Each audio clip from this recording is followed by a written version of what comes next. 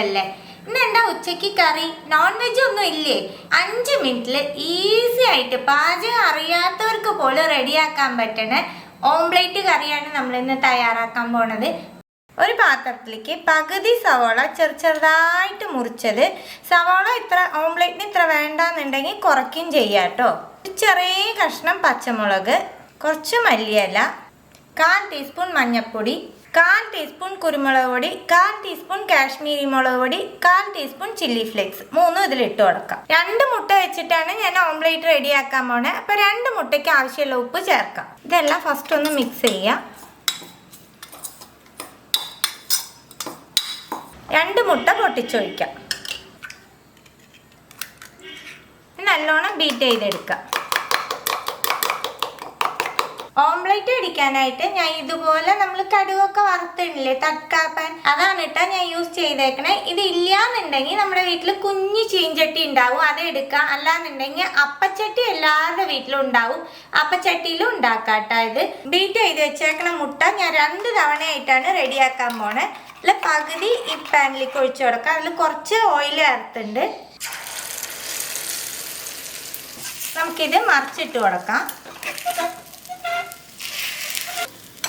നമ്മൾ മറിച്ചിട്ട് കൊടുത്തു.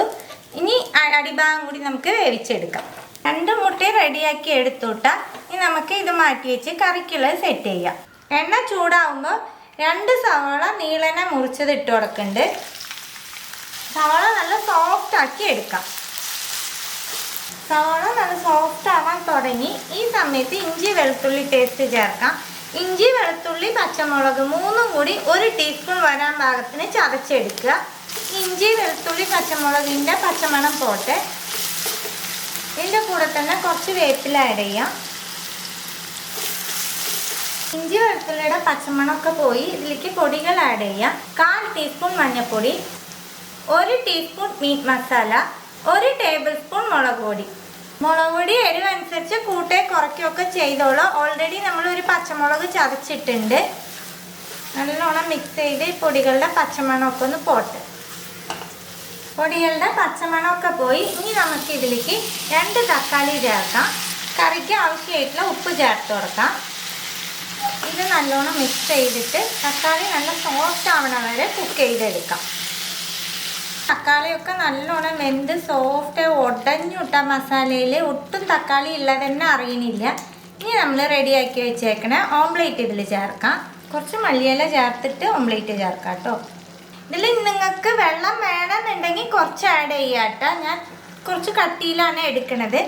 നമ്മൾ ഓംപ്ലേറ്റ് ചേർത്ത് കൊടുക്കാം. അതിൻ്റെ മുകളിൽ മസാലയൊക്കെ ഒന്ന് വെച്ച് കൊടുക്കുക. രണ്ടാമത്തെ റെഡിയാക്കിയതും വെച്ച് കൊടുക്കാം.